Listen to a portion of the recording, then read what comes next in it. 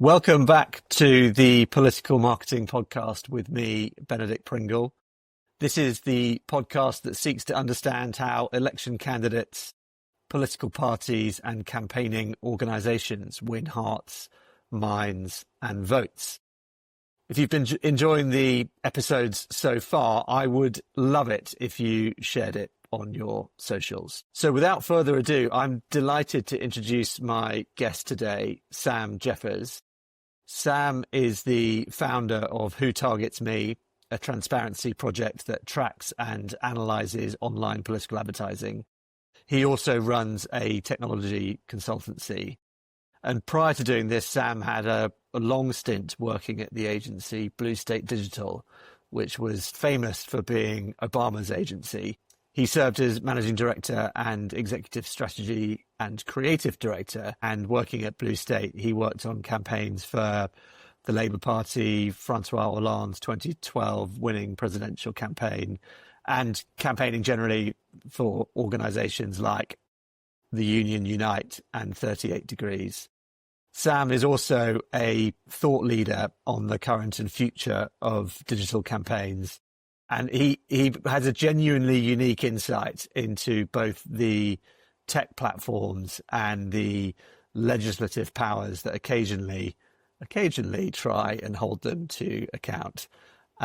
Welcome to the show, Sam. Thanks, Benedict. Thanks for having me.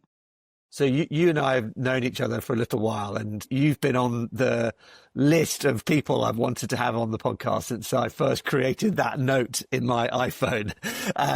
But the context for wanting you on today is the fact that Meta recently announced that it's suspending political advertising in the European Union starting in October. They follow Google, who made a similar announcement earlier in the year. But before we get into the rights and wrongs of that, for the uninitiated, could you start by explaining what Who Targets Me is? Sure. So I think, as you said, in our when you talk about the backstory of the work I've done, in 2015, Blue State Digital was working with the Labour Party during the election where Ed Miliband was leader. And I think a lot of people looked at that election as an opportunity maybe for Labour to even bounce straight back into power, potentially. If it needed a coalition, it might have got there. And no one really predicted a Tory majority coming out of that election. And we wrote a digital strategy for the Labour Party, which some of our team was, studiously following through that campaign. And one of the things we didn't really ask for was money for paid advertising. And at the same time, as I understand it, the Tory party were being wined and dined by Facebook to spend a bunch of money on their platform, which they did, seemingly very intelligently, targeting mostly a bunch of Liberal Democrat held constituencies, their own coalition partners, which they took from them and used to win a narrow but workable majority in 2015. So that was my first exposure really to the idea that social media advertising could have some kind of impact on, certainly if on an election, but certainly in the space that I was working in. I left Blue State the next year and, was kind of engaged around the very edges of the Brexit campaign, obviously watching the Trump campaign and what was going on in the US at that time as well. And suddenly you have two campaigns again where, the power of social media and potentially the power of social media advertising is a very important thing. And, this idea, a bit like your iPhone, is nestled somewhere in my brain as like, it would be kind of cool to know what's going on here. There was an increasing, questions about things like foreign influence in elections. How widespread actually was that? What is the role and power of data in driving campaigns and things like this? And so when Brexit happened and basically UK politics broke and there was a general election called in 2017, Who Targets Me was really a spontaneous effort to try and reverse engineer social media advertising in that election. So we built a small piece of software called a browser extension that you could install in your browser. Install the same piece of software in your browser to this day. And we had about 15,000 people in the space of a few weeks donating data about the ads that they saw. And then it was kind of my job to say, okay, these ads are popping up in these constituencies. There is attack messaging happening here. There is fundraising and other mobilization organization happening here. Can we paint a kind of real-time picture of this modern part of campaigning? And I guess the instinct always was perhaps this is more reflective of the kind of workings and brains of modern campaigns than any other thing that you might see. It's a much sharper tool than TV or, policy launches or, these kind of fake billboard launches they do these days where they pretend like they're doing actual advertising, but instead of just kind of getting a media hit from it. So we thought that we'd be able to detect the patterns across the country. We thought we might be able to spot foreign influence. We didn't really spot any, certainly in political advertising.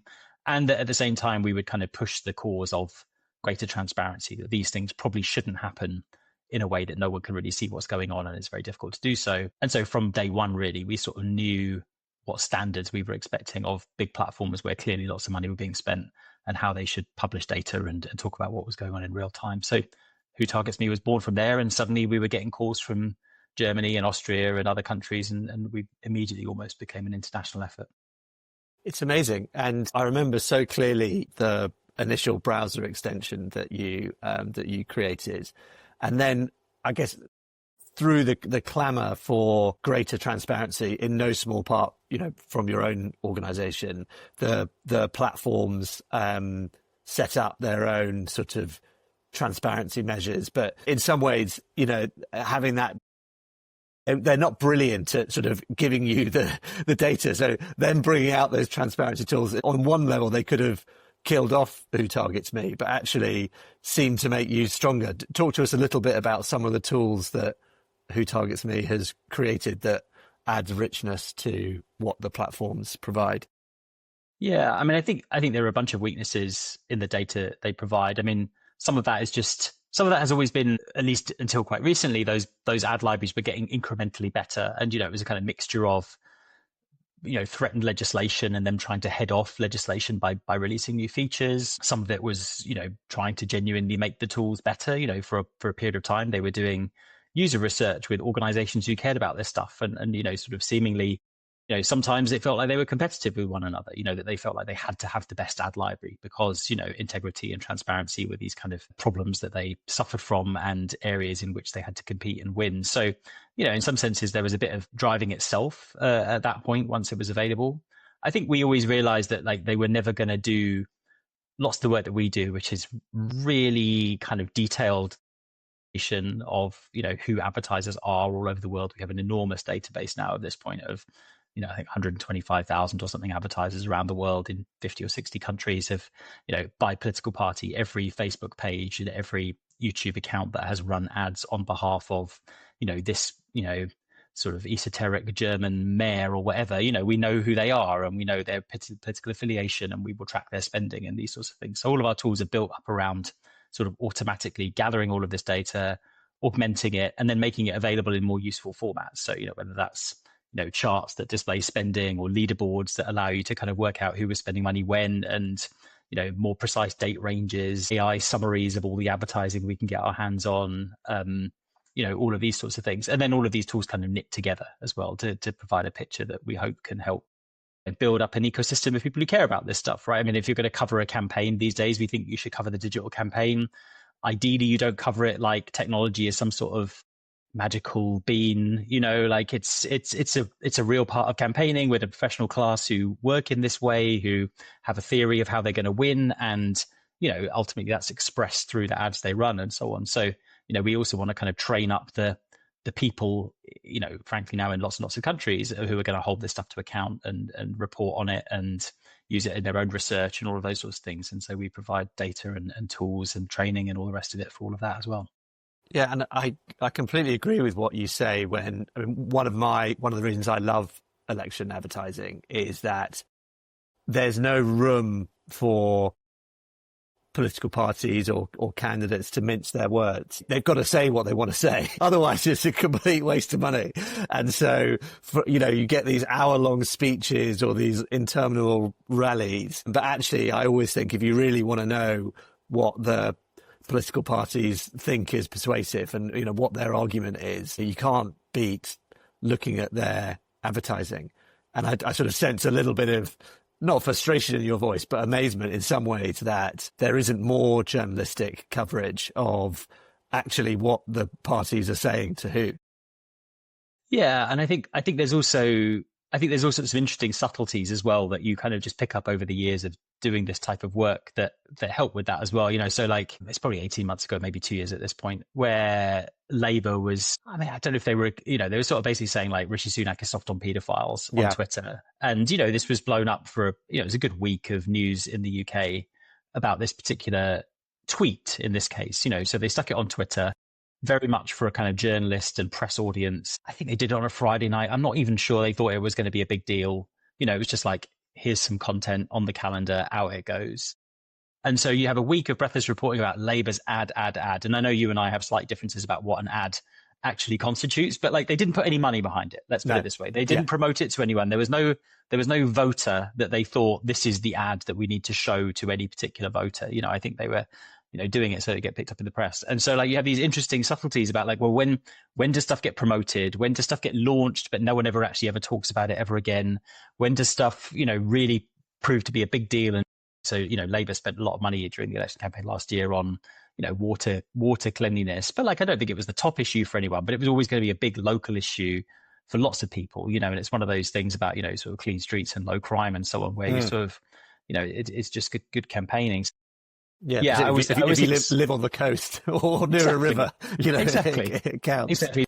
I think there's just so much sort of, I think it's just a depth of reading that you can do on this stuff that I think is very interesting at times. And again, is not necessarily, you're going to learn very much from what any individual candidate says in an interview. Yeah, definitely. Now, I'm a huge believer in the importance of political advertising to democracy, and believe that the advent of digital advertising has been, on balance, a big improvement to our politics and our society. I wondered if you might be one of the very few people who agree with that. Yeah, it is a really unusual position to hold, and I think it is somewhat misperceived about who targets me as well. Is that the assumption is that we would be happy with political ad bans or any of these sorts of things. I think it's a really difficult balancing act. I think obviously, I think that when you listen to us, I think you realize in the end that we're trying to thread a needle with this, where you're trying to get sufficient regulation for good transparency and good standards, and that there is a kind of level playing field and expectations around that, but not so much that it's particularly burdensome on campaigners that they feel that they don't want to be that transparent and therefore they can't express themselves or campaign or those sorts of things. There's there's this very kind of fine line, kind of gray area you have to kind of get up to. Lots of people have assumptions about, the level of lying, for example, in political ads. And again, maybe have a bit of a disagreement, but it's quite low, generally speaking. People make these kind of future facing statements. They say things that are often, you say you have to make your point in a sharp way, but often political ads are quite bland in that sense as well. And people haven't really worked out what point they're trying to make, and they haven't worked, let alone how to make it well, and so you're looking at lots of ads and you think, oh, they're not that bad, and then on the other hand, they're just really helpful for some types of campaigns that just do not have access or do not get reach and do not get voice otherwise. And again, that has two sides in some respects, right? Your enemies also get that voice as well as your friends, but you get to be able to, as a local councillor, you get to be able to say, okay, yep, this is the 3 postcodes I represent. I can talk to them about pothole repair and bin collection and all sorts of other things that are, a big part of how, democratic states function. And doing that without basically sticking some money behind it is increasingly difficult. And, it might involve leafleting, and it might involve using a little local, fake newspaper or whatever it is that local politicians do. But digital is just such a cheap and effective way of making that happen. So, overall on balance, I think, well-regulated, transparent political advertising on the internet is a pretty good thing. Yeah, I completely agree. And if you look back to, you sort of 2010 or 2005, where if you wanted to get your message out to the general population, you basically had to go via a news organisation to try and, manipulate or bully them or beg them into giving you coverage which your voter target might want to, use for information to inform their vote. I just think that's so unhealthy. And I think the idea that I think it's a real shame if there is any pullback from the opportunities that digital advertising offers to political parties for all the reasons you've outlined. Yeah. I mean, I think you have to look at it in sort of phases, so the very first digital campaigns, as you say, sort of 2004, really, right? Famously, this like Howard Dean campaign in the US, and then, as a prototype for the Obama campaigns that follow in 2008, 2012, 2008 is very kind of email driven. Mm-hmm. And he's this, just one of the great political candidates, right? And so has this magnetism that draws in attention and frankly, like just email signups, like a big email list that is used, weaponized quite well by that campaign to achieve the goals it wants to achieve. By 2012, social media is beginning to be a piece of it, but again, there's no paid advertising component to that really. There's a bit of banner advertising going on and that sort of thing, but it's not really serious. And then by 2016, you think, this kind of era of this kind of grassroots digital campaigning is maybe struggling a bit. Bernie's doing it pretty well, Hillary isn't doing it very well, and Trump isn't doing it at all, really. And so it's just interesting, these phases as they kind of develop and are surpassed and all the rest of it. And now if we've arrived at a point, certainly in Europe, where we've almost gone back, unfortunately, it doesn't seem like you could just go back to doing kind of good grassroots campaigning and building email lists and so on. Like people's internet behavior has moved on, where they spend their time has completely changed, their behaviors and activities have completely gone. And so, the future does look very different as a result of that. So, as you mentioned, you and I have both been sort of clamoring for reforms in slightly different ways around election advertising. But because we're about to go on to the EU's new regulations, would you mind just sort of, before we go into what the EU have done, just sharing a few of the sort of historical grievances with the way that election advertising is currently run, so that people understand where the EU are coming from in this change? Yeah, I mean, I think what the EU have been doing has been building on the self-regulation that the platforms tried to bring in. Again, there's different phases. At some points you would have heard platforms saying, "Oh no, we welcome regulation. Regulation is a good thing." They all said that, even as recently as this year. Nick Clegg, yeah, exactly. So we welcome regulation. Regulation is a good thing. I don't think, I mean, it's possible that they just didn't look at the geopolitics of it or the American politics of it and expect Trump to win, and therefore the attitude towards them would be completely different. But, the switch is pretty nakedly tied to that. And, so the EU, I think, was basically trying to standardize the way that transparency would be done, standardize the definition of what is or isn't political, which is a very thorny thing and quite challenging, and lots of the fallout of the regulation has resulted in a lack of precision or difficulties of trying to get that exactly right. And then there was this kind of third component, which was, well, politics is a kind of sensitive topic, and we have these kind of European data protection rules around the use of sensitive data and so on. And perhaps it would be better if you couldn't target political ads on the basis of people's sensitivities. Now, I'm not sure I fully agreed with that piece, but that was a piece that was pushed for by some European political parties and some activists and so on. And that became part of the legislation as well. So you had this kind of combination of trying to get some transparency standards and kind of verification, know your customer type rules for political advertising, but then also this possibility that you would have to restrict functionality for some types of advertisers. You can't target using these things.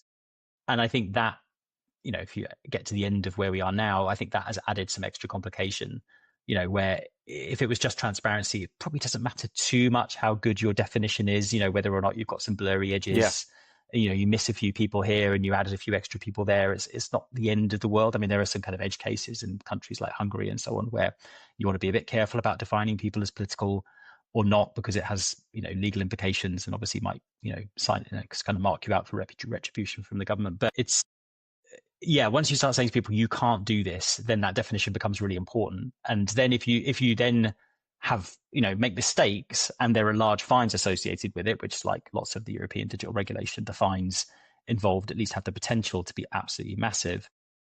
You look at the political advertising market, you say, this isn't worth the bother. It's only a few million euros a year across the whole continent, often in a quiet year. Why are we bothering? Let's get out of this. And so that's the state we find ourselves in with Meta and Google at this point in time. And so in your view, there is nothing wrong about the legislation. There's nothing they have done which is idiotic or anything like that, but it's done in a way that the platforms have looked at it and gone, looks like a lot of work and might annoy some people and could, at worst, end up getting a big fine. Is that basically your take on why they've... Yeah, I mean, I think it's slightly different. But there's only Google and Meta in the political advertising game, really, anywhere. I mean, X does allow political ads, but at tiny quantity. TikTok has banned them for a number of years. Microsoft/LinkedIn/ has banned them as well for quite a while. So there's really only two players. Google, this is getting very in the weeds, but Google's transparency offering is quite weak. They at least had quite a narrow definition of what constituted political ads. It was only during election periods. It was only really kind of major players. Didn't bother with local elections, didn't bother with like local advertising, didn't bother with anything around issues or other stuff that might influence elections. So, they had the problem that the regulation basically said you have to massively expand your political advertising transparency and verification programs. They would have had to verify a lot more advertisers, make the tools available much more, local elections, all of these sorts of things. Yeah. And clearly, like, that was a big ask. That is a big ask, right? I mean, it's a lot more work. So I think they looked at that and thought the cost of that are too high. I don't think they had a problem with any of these targeting provisions. They'd already restricted the ways that you could target political advertising anyway. So that wasn't going to be an issue. And Meta had the opposite problem, which was they had a much broader definition and were including lots and lots of things. And I think, their transparency offering was generally pretty okay. It probably did meet the regulatory standard. But once you have to restrict targeting methods, then that definition becomes very important. They have this very broad definition. It's going to affect lots and lots of advertisers who spend quite a lot of money with them. So I think they basically just pulled the plug on that basis, because it was much more kind of fundamental to the way their products, or the way they think their products work, and the kind of unique USP of their particular products. So yeah, I think they both left for slightly different reasons, but basically they looked at the regulation and thought, we can't afford it. Yeah.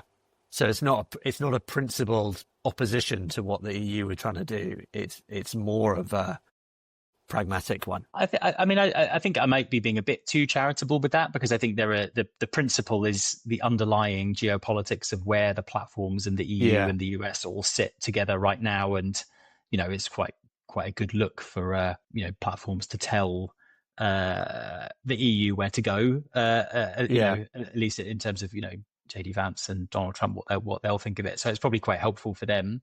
I think also, there's a question about are the platforms, are they like honest brokers in this? Did they really engage with the substance of the legislation enough? Did they make their objections well enough known to kind of warn politicians that this might? And then the flip side of it is that the EU Parliament passed the law. They looked at it. I think there certainly were some warnings from us that it might have these kind of consequences. And, plenty of EU parliamentarians are against the idea of political advertising, and they are very strongly pro-privacy, and they don't like platforms. And so, it's not impossible to get the number of votes you need on that basis for a regulation that might effectively ban online political ads for, on a large swathe of the internet. So yeah, it's probably a little bit more complicated than that, but it's definitely the kind of interaction of a few things. Yeah. Yeah. And you, Who Targets Me, released an excellent newsletter. And if any listeners are not yet subscribed to your newsletter, they should do it immediately. Where you were lamenting the decision by Meta and Google. Why is their withdrawal so damaging? I think there are quite a few consequences. I mean, I think one is you immediately remove the ability of your kind of average, boring, mainstream, kind of middle European political party to get much reach on the internet. It's been a long time since your follow account mattered very much on platforms. It's about the quality of your content and how much reach does it get, and does it check these kind of engagement boxes and hit the emotional notes that you wanted to hit and all the rest of it. And while it is possible to make good content like that, not everyone could do it. And so, your classic sort of centrist European political parties, I think, have tended to rely on the fact that they could fundraise more successfully, spend money more successfully, and basically buy the reach they wanted to reach to find voters. So I think, the fact that that now disappears from them, gives the people who already have those advantages more algorithmic juice, basically, which tends to come from the extremes of European politics, but world politics tends to fly better on the social platforms, gives them an advantage. So I think you've immediately got this kind of structural problem for certain types of more traditional kind of established party politics. I think it's also when you have a problem like what Meta's done, and they've taken ads away from issue and what they call like issue and social cause type ads, you lose the whole charity sector for Europe, who are fundraising and, you know, mobilizing people on absolutely vital causes. You know, if you look across Europe right now, Médecins Sans Frontières is one of the biggest advertisers, you know, trying to raise money for food aid in Gaza, and that advertising will disappear, you know, and maybe that these organizations can find alternative sources of donations and replace that money, or, you know, maybe it's not a big deal, but they're spending hundreds of thousands of euros a month on this stuff. You know, the assumption is it has a high ROI and that money is real and it goes into programs which then go and help people. And so, you know, the consequences of losing that marketing is really significant. So that I think is a very difficult moral position that someone like Meta has put themselves in at this point in time, where they've chosen to do that. And then the last one is just basic public communications by governments and others, who again I think are going to lose out on, you know, you want to run an ad about, you know, the changes to your benefits program in your country. You've got a new public health thing going on. You want to make sure that kids can now get free nursery care at 4. Like, you just lose a whole channel where people spend hours a day to reach them, find them, and hit the target audience you want to hit for particular programs. So, you know, you just create a whole new set of marketing problems, and without really obvious alternatives as to where to go. So I think it has a much broader effect than just, you know, some councillors in, you know, small German cities can no longer reach their local citizens anymore. It's a much bigger problem. Yeah, and it's a problem for sort of essentially more centrist political parties. It's a problem for charities. It's a problem for governments, and I guess it's probably also a problem for voters. I mean, they will stop getting a certain level of information which is, you know, potentially pertinent to their particular geography or their particular, you know, demography or whatever it might be. And I think that is also a real shame, that reducing information at election time is, in my view, never a good thing. Yeah, I mean, I think so. For example, Google has said that it will try and leave a little exception for, you know, election authorities to be able to say the election is on Thursday. You can vote between, you know, 7 a.m. and 10 p.m. or whatever, right? You know, like, I think they've tried to say, okay, actually, yeah, there probably is this quite important public information aspect to it. Meta, I don't think, has made the same exclusion, so, you know, you won't see those ads there. But 100%, it's you know, if you think about your own experience of like how modern algorithmic social media works, you know, this idea of these kind of feeds that you sort of scroll endlessly on, particularly if you're in a non kind of chronological mode, the timing of these things is all over the place. You know, if you go on LinkedIn, even, you know, it's like posts will be 2 weeks old, 3 weeks old. You know, why has the algorithm decided to show this to me now? Well, if that post says the election is tomorrow and it's 3 weeks old, what good was that to anybody? You know, this is absolutely unhelpful stuff. You know, if it's you know, if I'm a super cool candidate, you know, in the suburbs of Paris, you know, I'm the French Zoran Mamdani and I'm having a great campaign and it's all brilliant. Well, what use is that to the person in Montpellier who's going to get the viral video, and their local candidate who's got, you know, no riz whatsoever is dying on his ass, right? So, like, you know, it's really, really unhelpful in that respect, you know. Yeah. And do you think there's any way back for Meta and Google? Do you think there's anything that could be done in the sort of near to mid-term that might bring them back into the fold in the European Union? I mean, I think it's very unlikely because of the wider politics of everything. You know, I think this is, you know, again, there's a handful of people who really lament this, you know, on any kind of basis of like principle. You know, I think there's people who see this as like a battle in the wider war of big tech versus everyone else. There's people who see this, you know, obviously from the kind of big tech side of it, as like, how powerful actually are we? Can we, you know, and you know, there are AI acts and digital services acts and digital market and all these other much, much bigger pieces of legislation, which are where the real turf war is kind of being fought. So the political advertising regulation is a relatively minor piece of it. I mean, I think, you know, at a push, if you could bang the right heads together, you could basically say, look, I mean, this is a piece of legislation that is just designed to promote transparency primarily. You know, the chances of enforcement in the current political climate are probably quite slim. You know, if you're going to, you know, you're really going to find the the Liechtenstein election commission is decided to go to war with Meta, over a few stray political ads that weren't included in an ad library, or someone targeting ads with using a method that potentially weren't meant to. You're not going to see 7% of global GDP fines on this sort of stuff. So I think there's a mixture of like, well, maybe we're not going to enforce this, and maybe we'll tweak some wording here or there, and et cetera, that could make it happen. But again, I think this is all going to happen at the political level.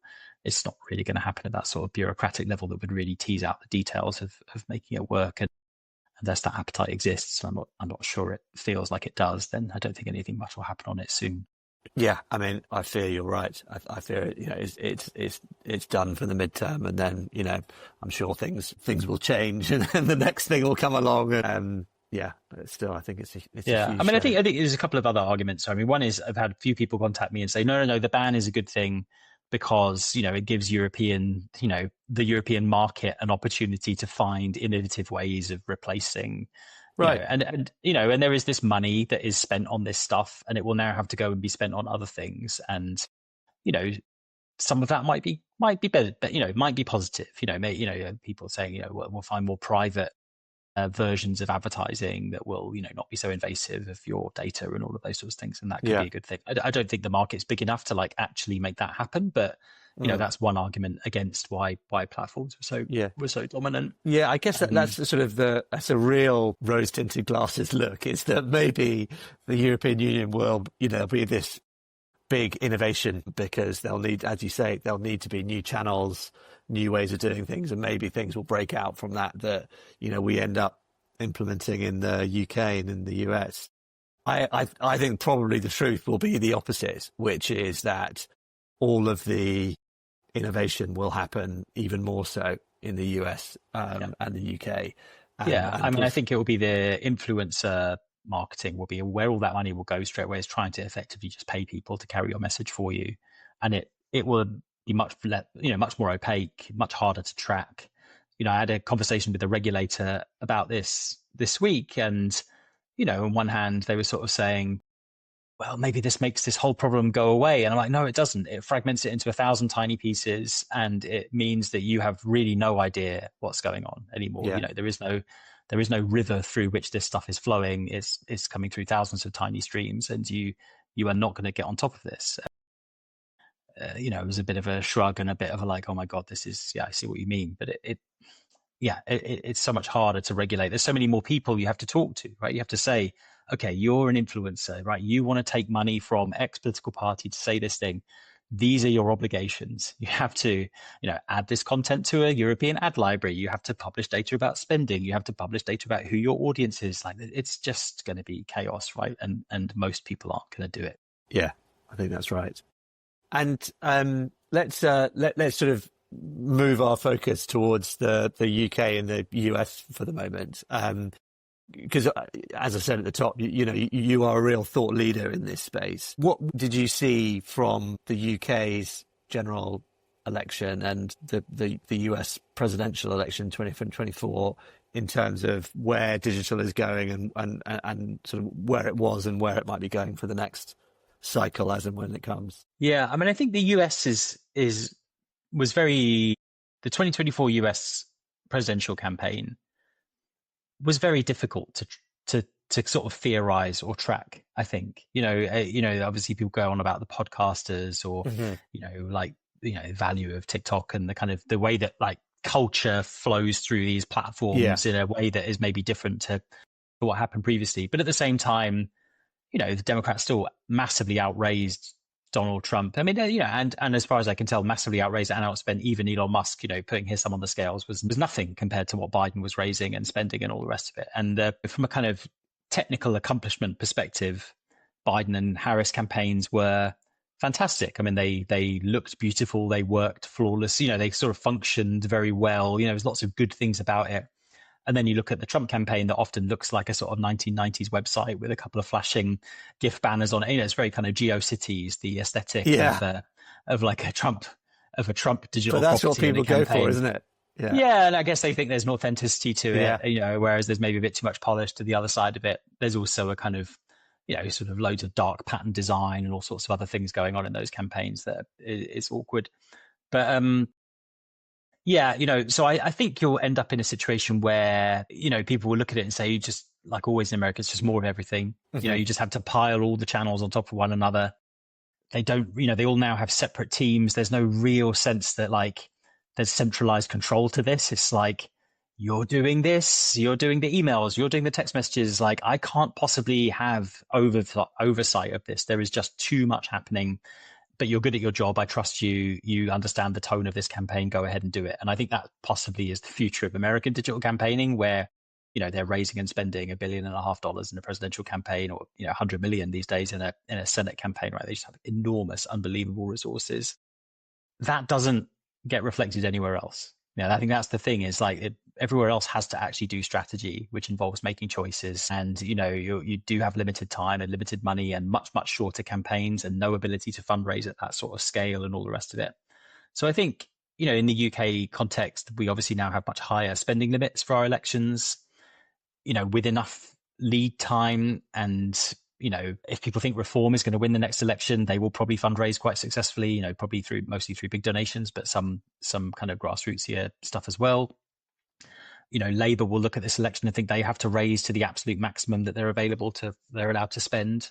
A lot of that will go into digital. A lot of that will try and go into being quite precise about where, trying to work out where the battlefronts are in that next election, right? Which seats are going to matter?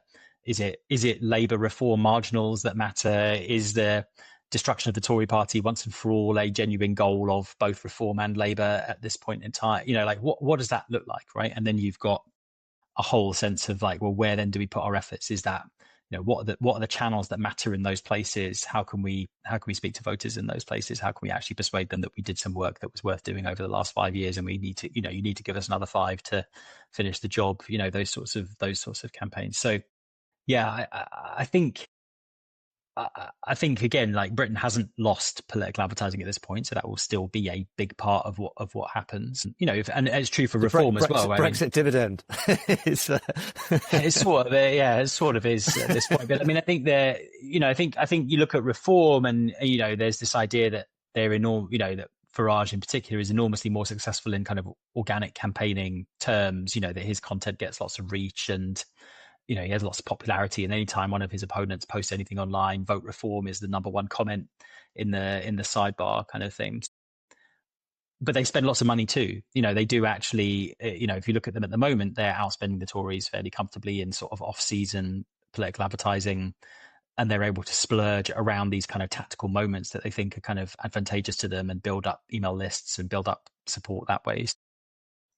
Yeah, I still have a question as to whether or not Reform will get itself together properly to be a party that can contest a 650 seat general election, rather than just a handful that it actually thinks it can win. And does it have the organizational capacity to build the teams of people, and can it attract the talent of the level of talent of people who aren't just going to accidentally waste loads of money and all the rest of it, because they don't really know what they're doing, and haven't done it before. So we'll just have to see how that plays out. But like, I'm still slightly skeptical that they will have a machine that's worth having by the point you get the next election. But I do think obviously they'll get a lot of media attention, a lot of focus on them, and that might push them over the top anyway. Yeah, totally.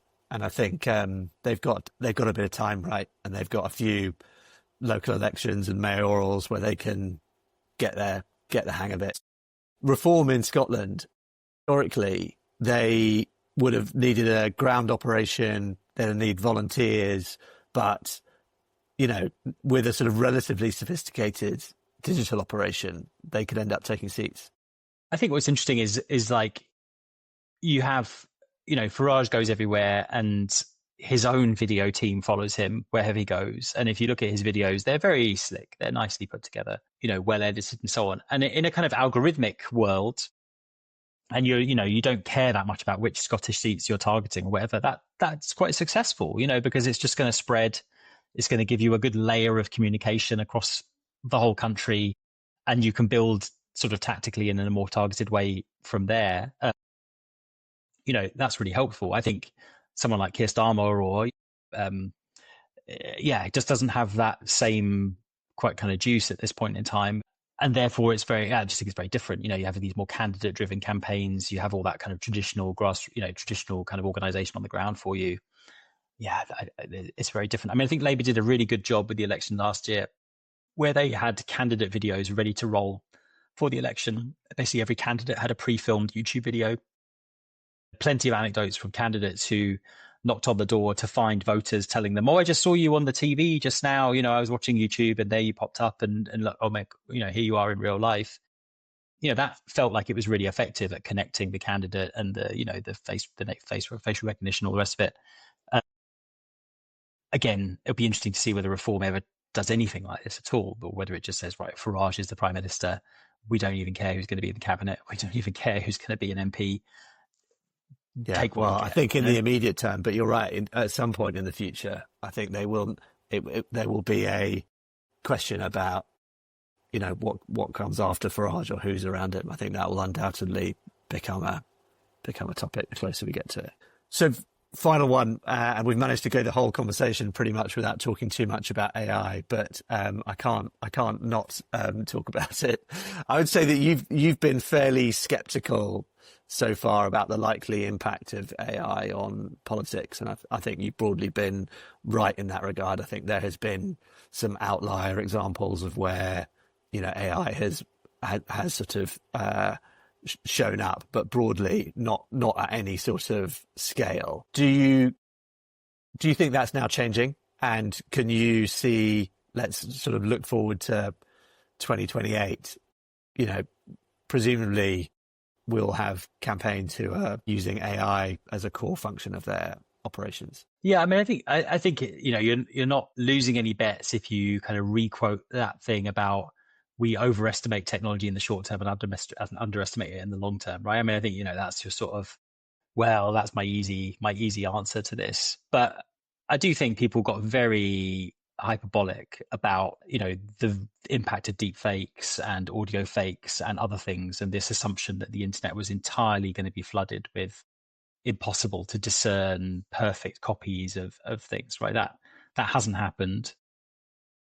It doesn't feel like there's any strong appetite for it, and I think if it did start to happen, I think you would have to probably, as a platform carrying that information, you'd have to think, well, we probably do have to work out a way to stop this somehow, because it undermines the value of our platform entirely, right? If you can't believe what's there. I mean, there clearly are a certain number of people who are prepared to live in a completely digital sort of fantasy land, but I don't think it's everybody by any means. And, I don't think that's what people want. So my skepticism was always about, there are just always these layers that seem to be in the way of that type of content getting that kind of mass reach, bypassing all of the available filters, and basically then just controlling everybody's minds the first time they see it. So once we bypass that for 2024, 23, 24, that sort of stuff, you start to think, well, how might people use it going forward? And I can see people using it in a very sort of technical way, replacing the jobs on campaigns that used to be held by video editors, making their design look much better, having a lot of the copy kind of partly pre-written for them, maybe having, Pressbot or something, who kind of does your press and rapid rebuttal operation, the first pass of it for you and all of those sorts of things. So I can sort of imagine a situation where campaigns can run a much more, I suppose what you say, a sort of classically professional ship using AI, but without having to spend the money of actually using people. I mean, I guess that's possible. I still don't think it's like creatively shown much promise so far. Although there is now a very, because of the nature of how they generate video and image, there is now a stylistic thing where it's sort of obviously done with AI, and that is part of the appeal of the aesthetic. Yeah, Trump so uses that a lot. Yeah, and we did some research for the German election earlier in the year that really looked at who was using AI content most, and it was the AfD in Germany was using AI. And and the reasons are, I think, frankly, probably because if you're a stock photo model and you show up in an AfD ad, you're going to complain about it to the press. Yeah, generally speaking, So, but if you use AI, you can produce your perfect, older white German in the sort of rural half timbered village, and it looks the part for the kind of campaign you're trying to do, or you could create your caricature of your dangerous looking hooded man with a knife, Yeah. type of stuff. So, I think there is some of that. And yeah, as you say, there's an aesthetic to it, but at least at this point, that aesthetic is quite discernible, and it sort of Yeah. says something. And again, I don't know whether that sort of, again, fits with what at the moment seem to be ceilings for some of these parties as well, where you think, oh, maybe, in some electoral dims, or in the, if the UK's first past the post splits in the most perfect way possible, Reform could end up with a majority of 5 on 29% of the vote or something like this, and, would you necessarily call that a triumph? No, it would be the kind of squeakiest election win in British history.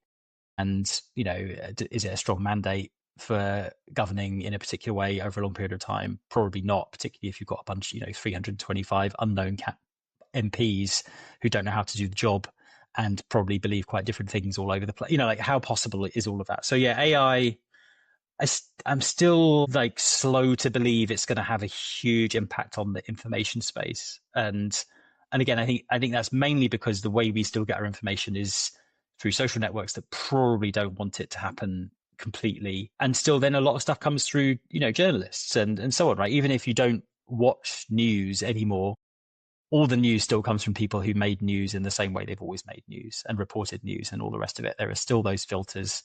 You still have to look out the window and check if it's raining. You still have to do, all the things good journalists do. And I think most of the time that means that the obvious fakery disappears. So yeah, I think it's still, and I think the hype has gone away for a good reason, and I don't think it will come back in a hurry. But yeah. So I think the impact will be on campaigning, but maybe less on the actual content of the campaigns. Yeah. Well, I hope you're right, Sam. That has been such a fascinating discussion. Really appreciate you coming on, and that's all we've got time for. But yeah, it's been amazing. Thank you. Thanks for having me. It's been a pleasure.